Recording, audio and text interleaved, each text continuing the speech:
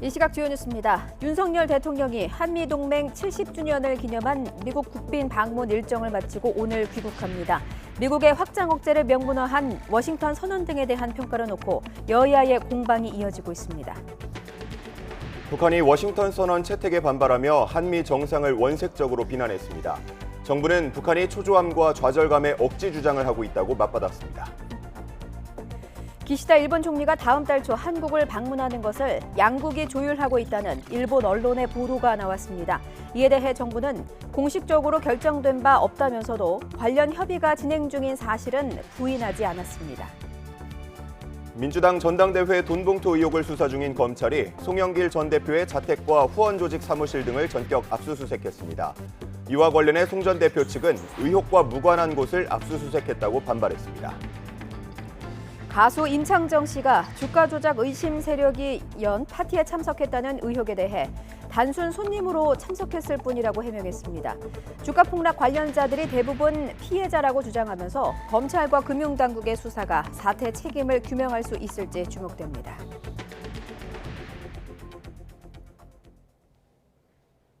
시청자 여러분 안녕하십니까? 굿모닝 YTN 1부 시작합니다. 우리 정상으로 12년 만에 미국을 국빈 방문한 윤석열 대통령이 5박 7일 일정을 마무리하고 귀국길에 올랐습니다. 동맹 70주년을 맞아 미국의 확장 억제를 명문화한 워싱턴 선언을 발표했고 의회와 하버드에서는 잇따라 자유를 강조했습니다. 윤 대통령의 방미 성적표를 현지에서 조은지 기자가 정리했습니다. 방미 최대 성과는 단연 워싱턴 선언입니다. 나날이 고조되는 북한 핵 위협에 맞설 핵까지 포함한 미국의 확장 억제 강화를 명시했고 한미 간 핵 협의 그룹 NCG도 만들었습니다. 해구산에서 나아간 사실상의 핵 공유이자 70년 전 한미 방위 조약이 업그레이드됐다는 게 우리 대통령실 설명입니다. 미국의 핵무기를 포함하여 동맹의 모든 전력을 사용한 신속하고 압도적이며 결정적인 대응을 취하기로 약속했습니다. 윤 대통령은 상하원 합동회의 연설에선 자유의 동맹, 행동하는 동맹을 제목으로 44분간 70년 혈맹의 역사와 미래 청사진을 풀었습니다. 북한의 무력 도발과 인권 유린을 적나라하게 소개하면서 공산 전체주의 세력으로 위협받는 민주주의를 자유세계가 연대해 지켜야 한다고 말해 기립박수를 받았습니다. 자유를 46차례 1분에 한 번꼴로 언급한 윤 대통령은 우리도 미국과 함께 할 일을 하겠다고 말했습니다. Together with the U.S., Korea will play the role as a compass for freedom. 우리 현직 대통령 처음으로 하버드대 케네디 스쿨 정책연설에도 나섰고 이어진 대담을 통해선 우리 외교 철학을 압축적으로 보여줬습니다. 워싱턴 선언은 불가피한 선택이었다. 한일 관계는 과거사에만 얽매여선 안 된다. 또 우크라이나 무기 지원 문제에는 군사 지원 가능성을 부인하지 않았습니다. 국제 규범과 국제 법이 지켜지도록 노력할 것입니다. 거기에는 다양한 옵션이 있을 수 있습니다. 윤 대통령은 방미 기간 넷플릭스에서 향후 4년간 25억 달러, 미국 6개 첨단 기업에서 19억 달러 규모의 투자 유치를 약속받았습니다. 나사 우주센터에서 우주동맹을 외치며 미국의 유인 달 탐사 계획 아르테미스 프로그램에 본격 참여하기로 했고 한미 비즈니스 라운드 테이블 등 다양한 경제 일정도 소화했습니다. 바이든 대통령 부부가 초청한 국빈 만찬에서 팝송 아메리칸 파이를 깜짝 열창했던 이 모습과 The day the music died. 여유 넘치는 영어 실력도 색다른 인상적인 장면이었습니다. BTS beat me to the White House, but I beat them to Capitol Hill. 한미동맹 70년 국빈 방문을 통해 윤석열 대통령은 미국과 초밀착 행보를 이어갔습니다. 북한과 중국, 러시아와 외교 리스크를 감수한 건데 윤석열 정부의 외교안보, 경제정책에 미국이 장기적으로 어떻게 화답할지가 방미 성적표를 좌우할 것 같습니다. 보스턴에서 YTN 조은지입니다. 이번 한미 정상회담을 통해 한미 동맹이 한반도를 넘어 세계의 자유를 지키는 가치 동맹으로 격상되면서 국제 무대에서의 한국의 역할이 더욱 커졌다는 평가입니다. 하지만 북한뿐 아니라 중국과 러시아와의 갈등은 더 심화할 것으로 보여서 동맹과 국익 사이에서 적절한 균형점을 찾는 것이 필요하다는 지적이 나오고 있습니다. 신현준 기자의 보도입니다. 이번 한미 정상회담은 한미 관계를 안보 동맹을 뛰어넘어 자유민주주의를 공유하는 가치 동맹으로 격상시켰다는 평가입니다. 공동 성명에서도 글로벌 포괄적 전략 동맹과 인도태평양 전역에서의 협력 확대를 강조하며 국제 무대에서의 한국의 역할을 강조했습니다. 높아진 국제유상과 국력을 바탕으로 더 많은 책임을 수행하기 원하는 미국의 기대가 반영된 것으로 보입니다. 한미 동맹은 자유민주주의라는 보편적 가치에 기반한 가치 동맹입니다. 가치에 기반해서 영원히 지속되는 동맹입니다. 특히 한미 정상 공동 성명에 인도태평양에서의 그 어떤 일방적 현상 변경 시도를 강력히 반대한다고 명시했는데 한미 정상 성명에 이런 표현이 들어간 건 이번이 처음입니다. 영내에서 기존 질서에 도전하는 중국에 대한 견제를 분명히 한 셈입니다. 반면 바이든 대통령은 한미일 3국 협력을 강조하며 중국에 맞선 동맹 네트워크에 박차를 가했습니다. Mr. President, I want to thank you and your courageous principled diplomacy with Japan. We strengthen our trilateral partnership. It makes an enormous difference. 성명은 또 정치 안보적 지원 제공을 통해 우크라이나를 계속 지지할 것이라고 명시해 러시아와도 각을 세웠습니다. 우크라이나와 타이완 문제 같은 경우에는 한국의 안보에도 직간접적으로 영향이 주는 그런 사안들이기 때문에 한국도 입장을 미국과 함께 표명할 필요가 있었던 것이죠. 미국과의 대북 공조를 넘어 중국, 러시아를 향해서도 보다 선명한 목소리를 내는 한국 외교. 심화하는 한미일 북중러 간 신냉전 구도 속에 국가 이익을 지키기 위한 시험대에 올랐습니다. YTN 신현주입니다.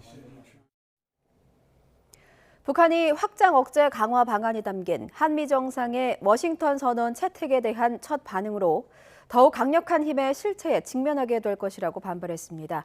북한 김정은 국무위원장의 동생인 김여정 노동당 부부장은 어제 조선중앙통신을 통해 입장을 발표하고 워싱턴 선언은 가장 적대적이고 침략적인 행동 의지가 반영된 대북 적대시 정책의 산물이라고 규정했습니다.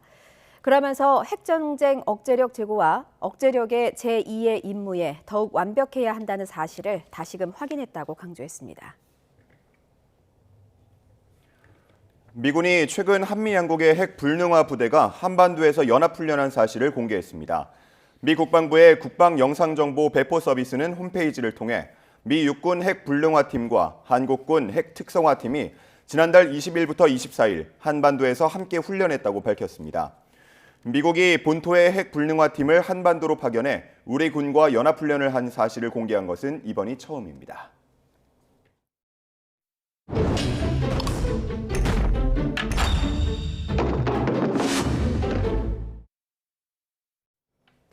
YTN은 한국과 일본의 교과서에서 제대로 다루지 않고 있는 일제강점기 강제동원의 역사를 팩트체크합니다. 지난달 일본 초등학교 교과서는 일제강점기 강제노동을 희석하는 표현 때문에 국내에서 강한 비판을 받았습니다.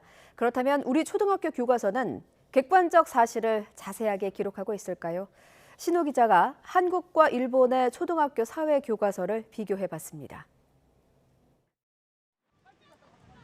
우리 초등학생들은 5학년 2학기에 일제강점기 역사를 배웁니다. 강제노동을 어떻게 기록하고 있는지 11가지 검정 교과서를 전수조사했습니다.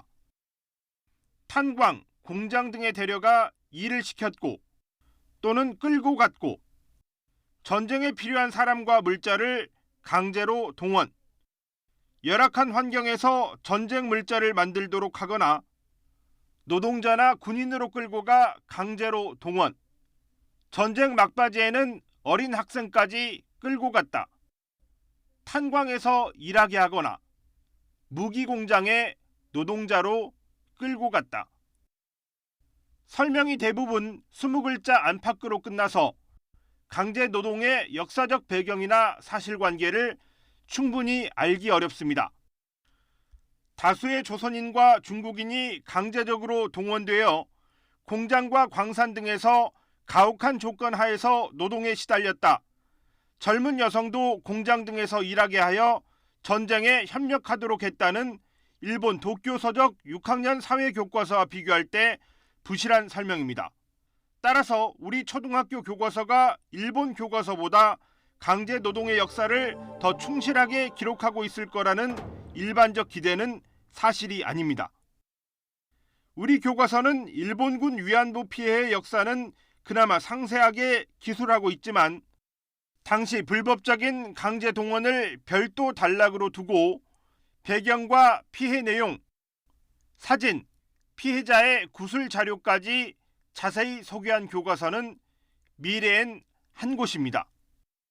피해자들이 아직도 일본 정부로부터 사과를 받지 못하고 있다는 역사적 교훈까지 담은 교과서는 천재교육뿐이었습니다. 강제 노동에 대한 우리 교과서 기술이 빈약한 이유는 교육부의 사회과 교육과정 고시 내용을 보면 알 수 있습니다. 현 교과서가 채택하고 있는 2015년 기준은 침략을 극복하고 광복을 위해 노력한 인물을 강조하고 있습니다. 개정될 교과서가 채택할 2022년 기준에서는 식민 통치와 저항이 사회와 생활에 미친 영향을 기술하도록 하고 있는데 강제 노동에 대한 설명이 얼마나 보완될지 주목됩니다. 새 교육과정의 교과서에는 일제강점기의 피해상이나 고통에 대한 기술이 좀 더 풍부하게 다뤄질 수 있을 것으로 생각됩니다. 일본 교과서에 왜곡된 내용이 실릴 때면 우리 정부는 일본 대사를 불러 항의하고 즉각적인 시정을 요구해왔습니다. 역사를 직시하는 가운데 미래 세대의 교육에 있어서 보다 책임 있는 행동을 보여줄 것을 촉구할 예정입니다. 그렇지만 이런 비판도 우리 스스로 초등학생들의 교과서에 침략을 극복한 자랑스러운 역사뿐만 아니라 국민들이 고통받았던 어두운 과거까지 충실하게 기록할 때 더 무겁게 받아들여질 수 있습니다. YTN 신호입니다.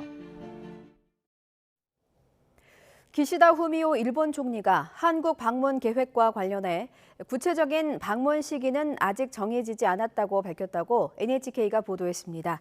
기시다 총리는 아프리카 순방에 앞서 도쿄 하네다 공항에서 기자들과 만나 지난 3월 윤석열 대통령이 일본을 방문했을 때 정상회담에서 셔틀 외교를 재개하기로 했다며 이같이 말했습니다. 교도통신 등 일본 주요 언론은 기시다 총리가 다음 달 7일부터 8일까지 한국을 방문해 윤 대통령과 정상회담을 여는 쪽으로 양국 정부가 조율하고 있다고 보도했습니다. 한국 대통령실은 기시다 총리의 방한 일정에 대해 공식 결정된 바 없다고 밝혔지만 한일 당국 간 협의가 진행 중인 점은 부인하지 않았습니다. 민주당 전당대회 돈봉투 의혹을 수사하는 검찰이 금품 살포의 최종 수혜자로 의심되는 송영길 전 대표를 겨냥해 귀국 닷새 만에 전격 강제 수사에 나섰습니다. 서울중앙지검 반부패 수사 2부는 어제 송 전 대표의 서울 송파구 자택과 인천 계양구 옛 주거지, 경선 캠프 관계자들의 주거지에 수사팀을 보내서 압수수색 영장을 집행했습니다. 또 송 전 대표의 당대표 경선 자금을 조달한 것으로 의심되는 외곽 후원 조직, 사단법인 평화와 먹고 사는 문제 연구소의 서울 여의도 사무실도 압수수색 대상에 포함됐습니다. 검찰은 송 전 대표가 금품 살포에 관여했는지, 경선 자금을 어떻게 조달했는지 파악할 회계 자료 등을 확보한 것으로 전해졌습니다. 송영길 전 대표 측은 검찰이 압수수색에 나선 과거 후원단체는 돈봉투 의혹과 무관한 곳이라고 반발했습니다. 국민의힘은 시종일관 모른다며 잡아떼는 모습이 이재명 대표 시즌2 같아 보인다고 비난했습니다. 이어서 정현우 기자입니다. 송영길 전 대표 측은 전당대회 돈봉투 의혹으로 피의자로 전환된 이후 검찰의 압수수색은 어느 정도 예상됐던 일이라고 밝혔습니다. 다만 검찰이 선거 자금을 조달했다고 의심하는 먹고 사는 문제연구소를 압수수색한 데 대해선 이해할 수 없다는 반응을 내놨습니다. 송 전 대표 측 관계자는 YTN과의 통화에서 해당 단체에서 돈 한 푼 가져다 쓴 적이 없다는 게 송 전 대표 입장이라고 강조했습니다. 또 자신과 특별한 관계가 아닌데도 검찰의 강제 수사를 받게 한 데 송 전 대표가 미안해하고 있다고 전했습니다. 과거 지지자 그룹이었던 것은 맞지만 직접 인연을 정리한 뒤 전당대회가 치러져 돈봉투 의혹과도 무관한 곳이란 겁니다. 송 전 대표가 돈봉투 의혹의 진상을 아직 잘 모르고 있다고도 전했습니다. 과거 캠프 관계자 등과 접촉하면서 사실관계 파악에 주력하고 있지만 추가로 확인되는 건 없었다고 설명했습니다. 국민의힘은 이미 범죄 혐의가 소명돼 법원 압수수색 영장이 나왔는데도 잡아떼는 모습이 꼭 이재명 대표 시즌2를 보는 것 같다고 맹폭을 퍼부었습니다. 이어 당 전체가 썩기 전에 환부를 도려내라며 이 대표 사퇴까지 함께 촉구했습니다. 환부를 속히 도려내기 바랍니다. 그리고 그 전제 조건은 이재명 대표가 당대표 자리에서 스스로 내려오는 것입니다. 이미 늦었는지도 모릅니다. 송 전 대표 귀국 닷새 만에 검찰이 전격 압수수색에 나서며 돈봉투 의혹 수사에 속도를 내는 가운데 송 전 대표의 혐의를 직접 입증할 수 있는 증거가 나오느냐에 따라 정치권에 미칠 파장도 달라질 것으로 보입니다. YTN 정윤호입니다. 여야가 각각 배출한 전직 대통령들이 최근 잇따라 문화활동에 나섰습니다. 이명박 전 대통령은 연극을 관람하고 문재인 전 대통령은 동네 책방을 열면서 대중 앞에 모습을 드러내는데요. 이후에는 또 어떤 행보에 나설지 관심이 쏠립니다. 조성호 기자입니다. 이명박 전 대통령은 최근 서울 강서구에 있는 한 공연장의 모습을 드러냈습니다. 건강하시죠? 회복되고 있어요. 예. 회복이 되고 있다고. 지난해 말 사면 복권된 이 전 대통령은 첫 공개 행보로 지난 3월 천안함 용사들과 연평도 포격 희생자 묘역을 찾았는데 이어서 두 번째로 MB정부 강요 출신 유인촌 전 문화체육관광부 장관이 주연을 맡은 연극 파우스트를 보러 나선 겁니다. 마주친 취재진이 윤석열 대통령의 방미 성과를 묻자 잘 될 거다. 최근 당정 지지율 하락에는 언급할 위치가 아니라며 정치적 언급은 극도로 자제했습니다. 문재인 전 대통령은 책방지기가 됐습니다. 사저가 있는 경남 양산시 평산마을에 작은 책방을 문 열고 주민들, 지지자들과 직접 소통에 나섰습니다. 이 평산 책방이 우리 평산마을과 지산리 주민들의 문화 공간이 되고 또 사랑방이 되기를 기대합니다. 퇴임 당시 잊히고 싶다는 소감을 밝혔지만 최근 다큐멘터리 영화에서 5년간 이룬 성취가 순식간에 무너지고 있다며 현 정부를 비판하는 목소리를 낸 터라 공개 행보에 이목이 쏠렸습니다. 박근혜 전 대통령 역시 대구 사저에 입주한 뒤 동화사를 방문하며 첫 공식 나들이에 나섰습니다. 별다른 발언은 없었습니다. 식사하시면서 가벼운 환담하셨습니다. 다른 일처 여러분들이 궁금하신 그런 얘기는 없었습니다. 전직 대통령들은 하나같이 대중 앞에 나서면서도 정치적 의미와는 거리를 두고 있지만 한때 권력의 정점에 섰던 인물들이란 점에서 정치권은 이들의 행보에 촉각을 세우지 않을 수 없습니다. 특히나 한쪽은 지도부에 잇따른 설화 논란으로 다른 한쪽은 돈봉투 의혹 등 사법 리스크로 동시에 위기를 겪고 있습니다. 과거 큰 지지를 받았던 정치 지도자들의 공개 활동이 오히려 더 주목받고 있다는 건 여야가 처한 이런 정치적 상황과 무관치 않을 거란 해석도 나옵니다. YTN 조성호입니다.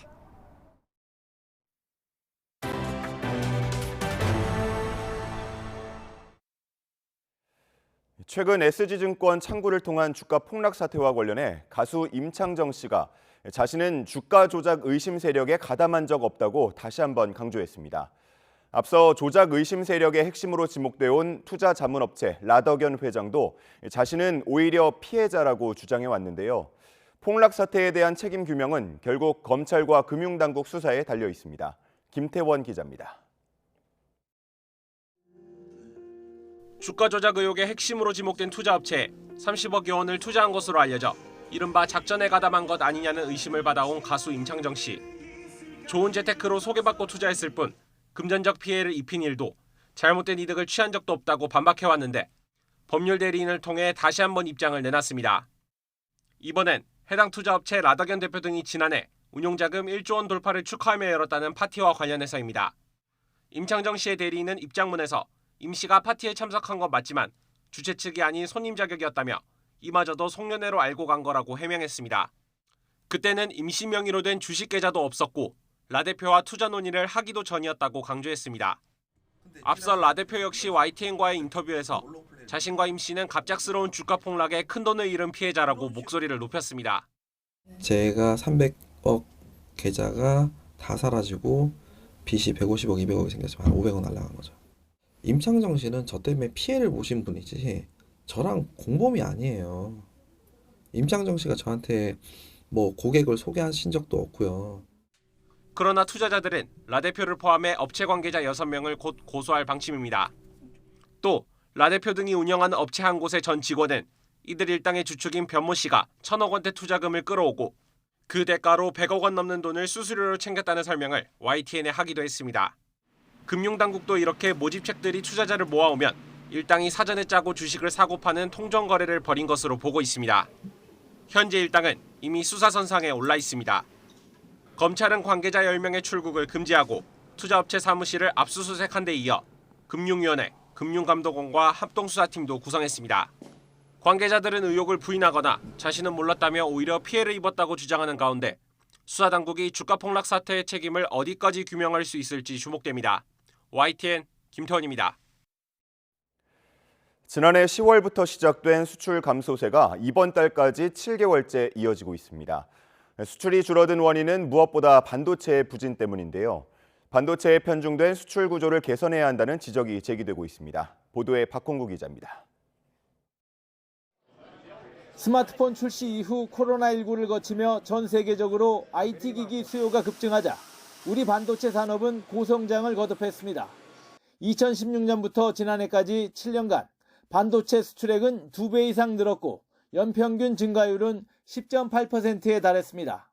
같은 기간 디스플레이는 마이너스 4.7%, 철강은 3.5%, 자동차 2.6%에 비하면 두세 배가량 높은 수치입니다. 그 결과 반도체 수출 비중은 2016년 12.6%에서 최근엔 20% 수준으로 확대돼 반도체 호황 여부에 따라 전체 수출이 좌우되는 결과가 초래됐습니다. 반도체에만 의존하는 사이 우리 상품의 세계 수출 시장 점유율은 3%대에서 2.9%로 하락했고 최근엔 반도체 수출마저 꺾이며 2.7%로 더 떨어졌습니다. 지난 몇 년간은 반도체 경기가 호황이었기 때문에 수출이 급증하면서 전체 수출이 증가하는 것으로 이렇게 보였죠. 하지만 그 와중에 다른 산업들의 수출 기반 약화가 좀 강화됐었다. 설비 투자도 반도체에만 집중됐습니다. 다른 산업이 2017년 68조에서 지난해 49조 원으로 감소하는 동안 반도체는 38조 원에서 57조 원으로 늘었습니다. 반도체가 다른 제조업 설비 투자 전체를 합한 것보다 많아진 겁니다. 좋게 말하면 반도체 투자는 열심히 했네 이런 얘기가 되지만 나쁘게 말하면 반도체 이외의 산업은 아주 투자도 안 하고 포기했네. 무역협회는 또 2018년 이후 우리 제조업의 해외 투자는 급증한 데 비해 한국에 대한 외국인 투자는 부진했다며 52시간 근로제와 최저임금제 등 제도 개선이 필요하다고 지적했습니다. YTN 박홍구입니다. 고금리와 경기 침체 우려로 미분양 우려가 커지면서 할인 분양은 물론 중도금 후불제 등 건설사들이 각양각색의 고육지책을 내놓고 있습니다. 하지만 수도권과 달리 지방의 경우 미분양 해소에 상당한 어려움이 있을 것으로 예상됩니다. 이동우 기자가 취재했습니다.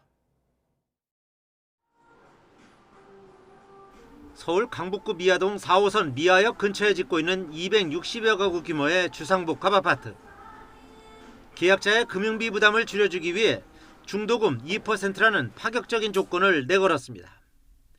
계약금 10%와 중도금 2%만 내면 나머지 88%는 2026년 입주 후에 낼 수 있도록 했습니다. 하지만 분양가가 3.3제곱미터당 3천만 원 수준이어서 국민 평형인 전용 면적 84제곱미터는 11억 원대에 이르면서 고분양가 논란을 낳고 있습니다. 이쪽에서는 지금 조금 약간 비싸긴 하죠.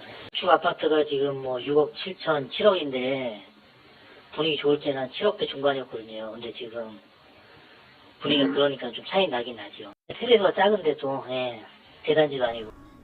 서울 강북구 수유동 한 아파트는 35%까지 특별 할인 분양에 나섰지만 일부 평형은 여전히 미분양으로 남아있습니다. 이 밖에 인천시 한 아파트는 초기 계약금 5%만 내면 중도금 전액을 대출해주기까지 합니다.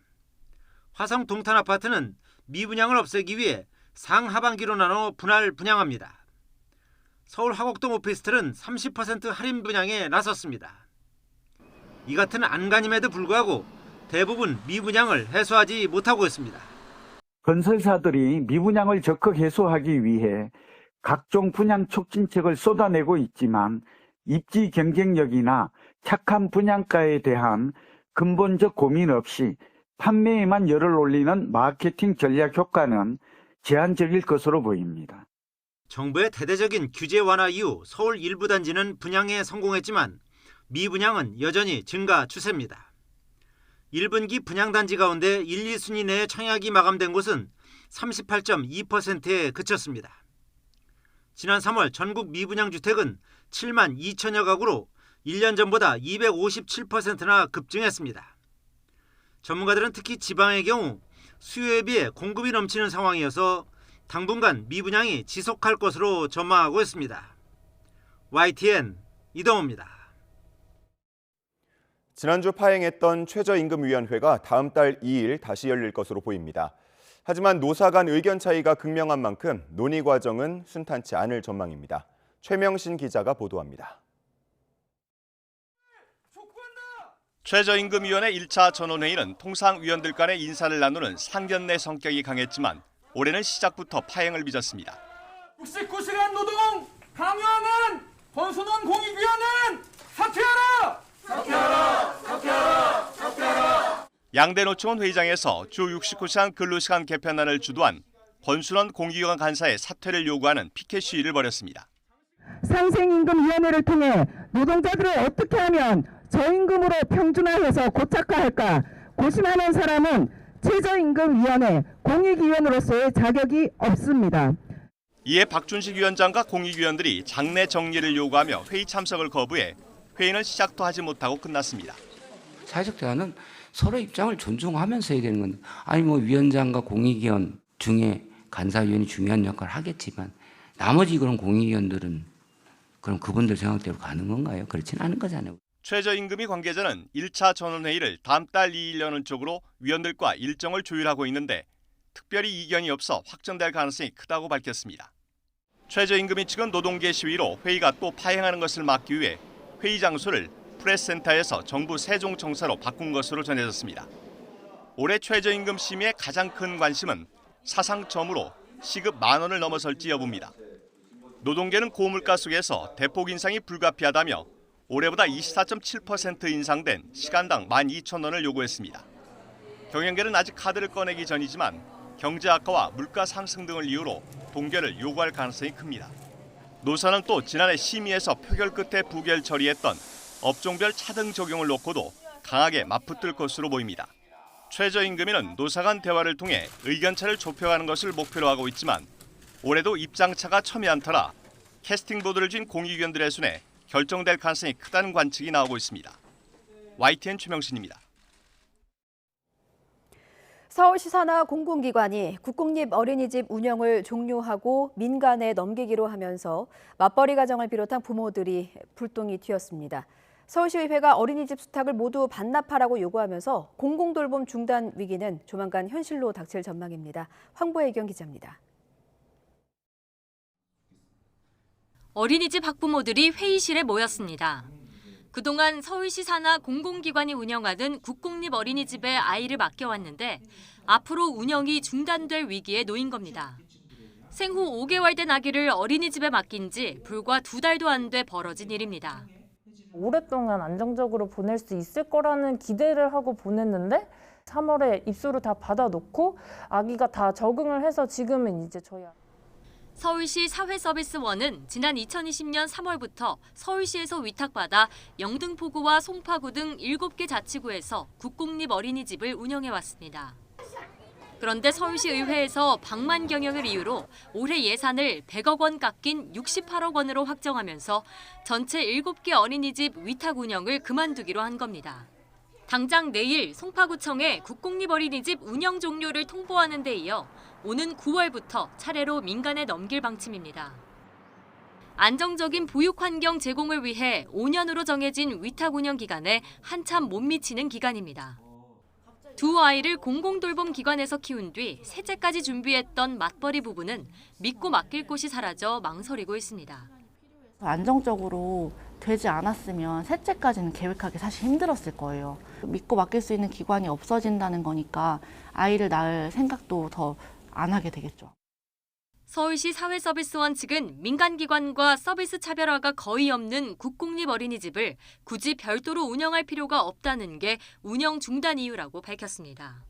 최근 서울시 의회는 이 같은 사회서비스원의 혁신안 수용을 거부하고 어린이집 수탁 일괄 반납과 함께 임금체계 개선을 재차 요구한 것으로 확인됐습니다. YTN 황보혜경입니다. 교육부가 첨단 산업 분야 인재 양성을 위해 수도권 대학 정원을 1,000명 가까이 늘리면서 지방대의 위기감은 더욱 커지고 있습니다. 정부가 대규모 지방대 지원 정책을 함께 추진하고 있지만 실제로는 구조조정 속도를 높이는 데 방점이 있다는 반발이 나옵니다. 김연아 기자가 보도합니다. 서울대와 연대, 고대 등 수도권 주요 10개 대학이 2000년 이후 처음으로 신입생을 늘립니다. 반도체와 인공지능, 에너지 등 첨단 산업 분야 인재를 대폭 확충하기 위해서입니다. 교육부는 산업 환경 변화에 따른 인재 양성의 중요성과 지방대의 어려움을 함께 고려해 수도권 대학은 최소로 늘리고 지방대는 최대한 많이 증원을 허용했다고 설명했습니다. 하지만 뜯어보면 지방대에서도 첨단학과가 신설되는 12곳 가운데 연세대 분교와 울산대를 뺀 10곳은 국립대학입니다. 실험 장비들이 워낙 고가라서 웬만한 지방 사립대들은 첨단학과 신설 신청도 못했습니다. 그런데 당장 올해부터 수도권 주요 대학과 지방 국립대 등이 학생을 1,800명 이상 더 뽑으면 다른 지방대들은 그야말로 살아날 방법이 없습니다. 교육부가 앞서 지방대 경쟁력 강화를 위해 글로컬 대학 30 정책을 내놨지만 이 상태로는 혁신을 준비할 시간도 없이 그대로 구조조정 대상이 될 거란 불만이 터져나옵니다. 9월에 1차로 글로컬 대학 10곳이 선정되면 떨어진 지방대학들은 급격한 구조조정에 내몰릴 거라는 겁니다. 각 광역 시도별로 거점 국립대학과 함께 고작 두세 개의 대학을 엄격한 경쟁을 통해서 정책적으로 선별 지원하되 나머지 대학들은 무차별적인 구조조정과 정리의 길로 몰아넣겠다는 것이다. 전국 교수단체로 구성된 전국교수연대회의도 다음 달 20일 대규모 반대 대회를 개최하고 글로컬 대학 30 정책에 반대하는 선언문을 발표하기로 하는 등 고등교육 정책을 둘러싼 진통이 커지고 있습니다. YTN 김연아입니다. 반년 전에 일을 그만둔 동료가 갑자기 집을 찾아와 야구 방망이를 휘두른다면 어떨까요? 경기도에 사는 21살 여성이 실제 겪은 일인데요. 피해자와 가족들은 지금도 보복 범죄 걱정에 떨고 있습니다. 김철희 기자입니다. 다세대 주택 공동 현관문 비밀번호를 누르는 여성 뒤로 또 다른 여성이 다가와서 야구 방망이를 휘두릅니다. 깜짝 놀라 도망가자 쫓아오기까지 하는 이 여성은 지난해 9월까지 피해자와 같은 회사에 다녔던 27살 A씨입니다. 업무 문제로 다툰 뒤 퇴사했는데 7달 정도 지나 카카오톡으로 연락해 왔다는 게 피해자 측 주장입니다. 대뜸 넌 잘 산다며 오늘 땐 A씨. 제보자가 내 아줌마라고 답하자 욕설을 퍼부으며 집에 찾아가겠다고 하더니 실제로 야구 방망이까지 들고 나타난 겁니다. 신고를 받고 출동한 경찰이 A씨를 특수폭행 혐의로 입건해 조사했지만 협박은 멈추지 않았습니다. 메시지를 수차례 더 보내 내 눈 피해서 다녀라. 너 보면 죽고 싶다고 하거나 퇴사할 때 회사 사람들은 다 죽이고 나왔어야 한다는 폭언도 서슴지 않았습니다. 자초지종을 물으려 전화한 피해자 가족에게도 욕설을 퍼부었습니다. 걔 때문에 힘들었다고. 자식 머리 쪽에 나도 애 여기 일해야 되니까 빨리 고향으로 보내고 전 여기서 일을 해야 되겠으니까. 피해자 가족은 스토킹 혐의로 추가 고소장을 접수한 끝에 법원에서 잠정 조치를 받았습니다. 이에 따라 A씨는 2달 동안 피해자 주변에 접근할 수도 전화나 메시지로 접촉할 수도 없지만 피해자와 가족은 여전히 두려움에 떨고 있습니다. 평소 일상생활로 돌아갔으면 좋겠어요. 지금 제 딸은 혼자서 그냥 정말 감옥살이 하는 거나 똑같아요. 경찰 조사에서 A씨는 업무에서 쌓인 악감정 때문에 범행을 저질렀다고 진술했습니다. 경찰은 스토킹 혐의 등을 추가로 조사한 뒤 송치 여부를 결정할 예정입니다. YTN 김철입니다. 이태원 참사 발생 6개월을 맞아 유족과 시민단체가 추모 촛불 문화제를 열고 국회가 정쟁을 멈추고 특별법 제정에 힘써야 한다고 호소했습니다. 12구 이태원 참사 유가족 협의회와 시민대책회의는 서울광장 분향소 앞에서 추모제를 열고 시민들의 위로와 연대로 이태원 참사 특별법이 발의되기까지 힘든 여정을 견뎌올 수 있었다고 밝혔습니다. 다만 국정 운영의 한 축인 여당 국민의힘 지도부 일부는 특별법에 담긴 독립조사기구가 무소불위 조사기구라며 여론을 호도하고 내용을 왜곡하는 발언을 하고 있다고 지적했습니다.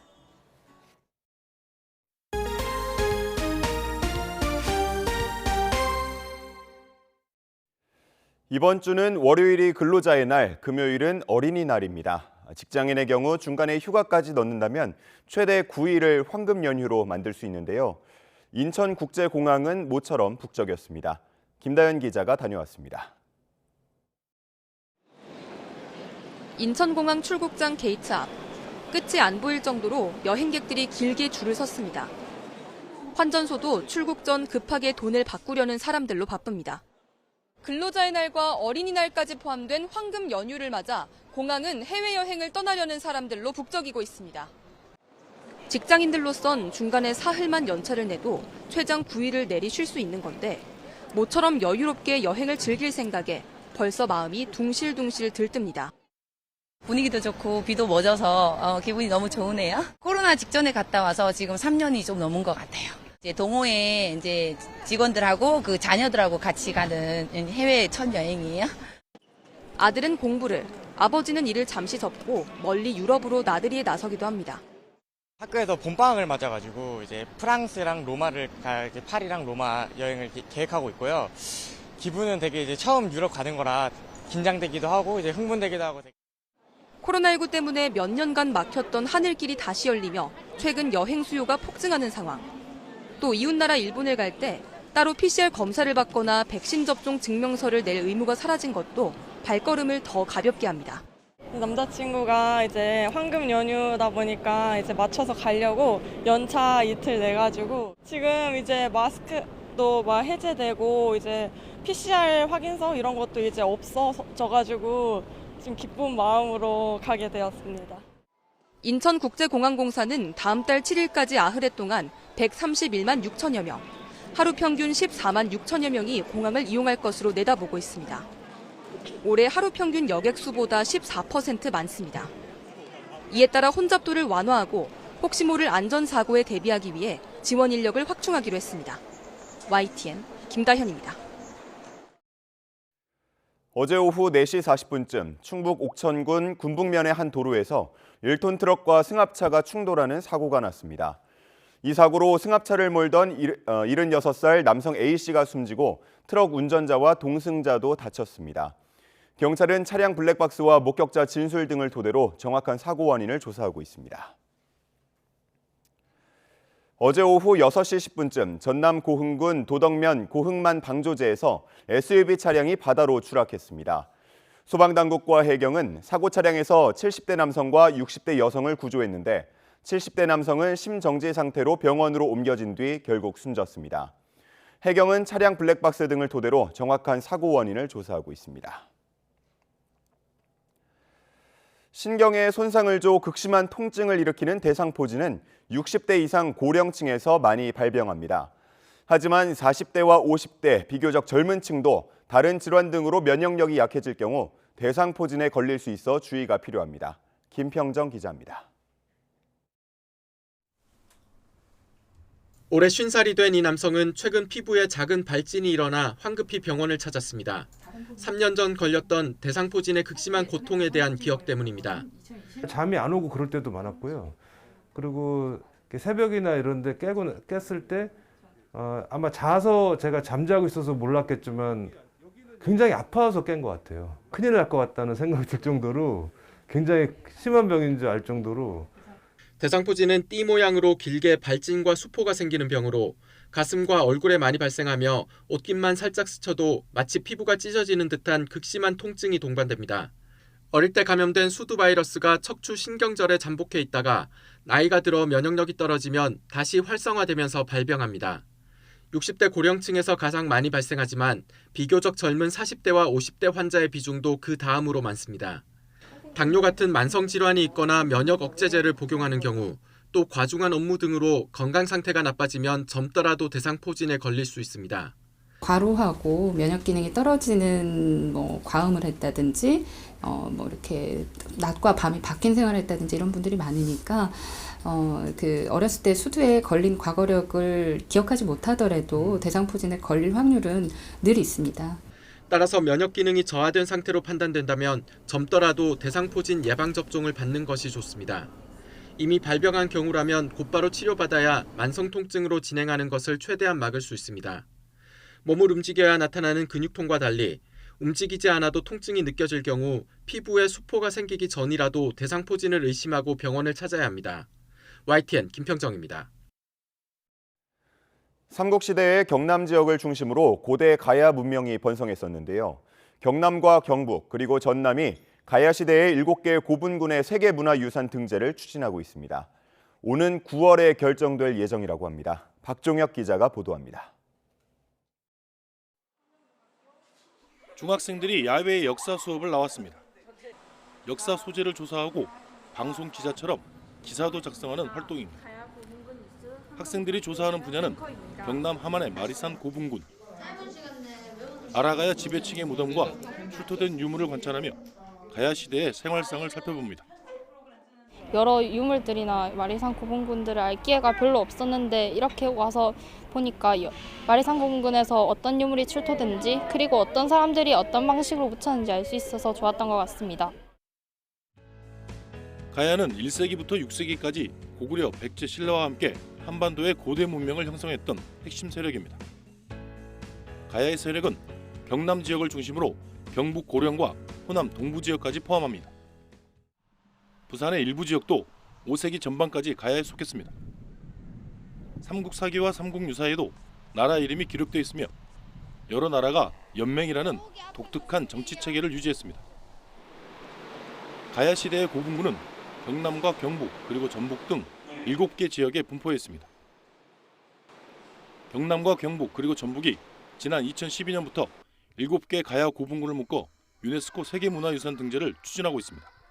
가야 연맹은 고대 동아시아 문명의 다양한 정치 체계를 보여주는 독보적인 유산입니다. 그리고 발달된 철기 문화, 토기, 교육을 통해서 동아시아 문화권 형성에 중요한 역할을 하였습니다. 지역 주민들도 세계 문화유산 등재를 위해 주민 수호단을 만들어 200여 명이 참여하고 있습니다. 훌륭한 유적이 지금 아직도 이런 유산에 등재되지 못하고 있는 점 10년 동안 고생을 했습니다.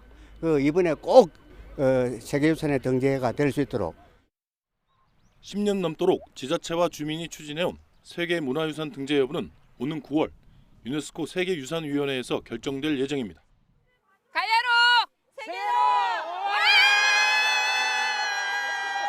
YTN 박종혁입니다. 중국 내 최대 무역 박람회가 3년 반 만에 다시 열렸습니다. 한국도 20개 기업이 참가해 전 세계 관계자들에게 제품을 소개했는데요. 우리 상공인들과 현지 한인 사회는 이번 행사를 계기로 위축됐던 양국 교역이 다시 활기를 띨 것으로 기대하고 있습니다. 박준 리포터가 현장에 다녀왔습니다. 휴대용 가스레인지와 부탄가스를 판매하는 한국 기업 부스입니다. 외국 바이어를 대상으로 제품 소개가 한창입니다. 약 70개국에 수출하는 이 업체는 코로나19 팬데믹 기간에 해외 출장을 못 가 사업에 차질을 빚기도 한 터라 더욱 적극적으로 홍보전을 펴고 있습니다. 코로나로 인해서 한 3년간 해외 출장을 못 갔고 중국에서 이렇게 캔턴 페어를 통해서 전 세계 고객들을 한 자리에서 이렇게 만날 수가 있게 되었습니다. 코로나19 확산 이후 약 3년 6개월 만에 전면 재개된 중국 수출입 상품 교역회. 200여 개 나라 바이어 20만여 명이 찾는 중국에서 가장 오래되고 규모가 큰 무역 박람회입니다. 올해 전시장은 기존 118만 제곱미터에서 150만 제곱미터로 늘어났습니다. 축구장 210개가 넘는 크기입니다. 어느 해보다 크게 열린 올해 박람회에 참가한 기업은 총 3만 5천여 개. 우리 업체도 20곳이 참여해 한국 제품에 대한 신뢰를 재확인했습니다. 여전히 그 한국 한국의 소비재라든가 한국 기업에 대한 그 선호도, 그 제품에 대한 선호도는 여전히 높은 것 역시 현장에서 확인할 수 있습니다. 중국의 경제 활동 확대와 우리 업체의 중국 진출 재개는 한인 사회에도 반가운 소식입니다. 앞서 코로나19 방역과 양국 간 비자 발급 제한 조치로 한동안 위축됐던 한중 관계에 다시 활기를 불어넣을 것으로 기대하고 있습니다. 한국에서 한국 기업인들께서 많이 찾아오고 계시고요. 지금 현재가 광저우 교역 박람회 중이라 정말 많은 한국 분들이 들어오시고 저희 한국인 상공회에도 계속 그에 대한 문의가 있습니다. 항공 노선도 정상화하면서 양국 간 인적 교류도 더욱 활발해질 전망. 현재 광저우 노선은 100% 회복되어 매일 운항하고 있습니다. 이제 막 중국 노선 정상화가 시작되는 시점으로 앞으로 양국 간 왕래하는 승객들이 늘어날 것으로 기대합니다. 하지만 코로나19 기간 급속히 성장한 중국 기업과의 경쟁과 지난해부터 연속 적자를 기록한 대중무역 수지는 해결해야 할 과제로 꼽힙니다. 한국무역협회 국제무역통상연구원은 보고서에서 중국의 교역이 구조적인 변화를 겪고 있다며 한국의 수출 전략도 고급 소비재 등 중국의 수입이 늘고 있는 품목으로 전환할 필요가 있다고 조언했습니다. 코로나19 사태 이전 우리 업체들은 이곳에서 건당 133억 원이 넘는 대형 거래를 성사시키기도 해 약 3년 반 만에 열린 이번 박람회의 성과가 더욱 주목되는 상황. 중국에 진출한 우리 업체와 동포들은 이번 행사를 계기로 한중 교역이 더욱 활성화하길 기대하며 제품 경쟁력 강화와 수출 품목 다변화 등에 더욱 공들일 계획입니다. 중국 광저우에서 YTN 월드 박준입니다.